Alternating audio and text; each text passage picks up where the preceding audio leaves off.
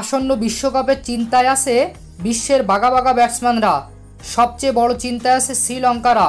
মুস্তাফিজের কারণে বাংলাদেশের সাথে শ্রীলঙ্কা হারলে বিশ্বকাপ থেকে বিদায় নিতে হবে তাদের। এবার মুস্তাফিজকে নিয়ে মুখ খুললেন শ্রীলঙ্কার সাবেক ক্রিকেটার মালেঙ্গা। আইপিএলের পর জাতীয় দলে মুস্তাফিজ উড়ছে তার আপন গতিতে।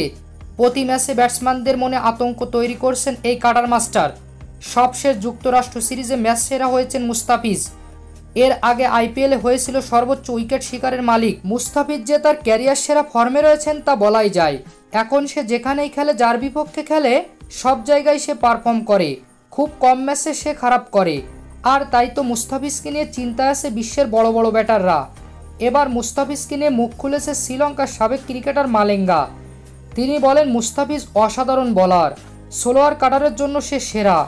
বিশ্বকাপে শ্রীলঙ্কা বাংলাদেশ একই গ্রুপে। বাংলাদেশকে নিয়ে চিন্তা না থাকলেও মুস্তাফিজকে নিয়ে আমরা মহা চিন্তায় আছি। আইপিএলেও আমি দেখেছি সে যেদিন ভালো করেছে সেদিনই দল জিতেছে।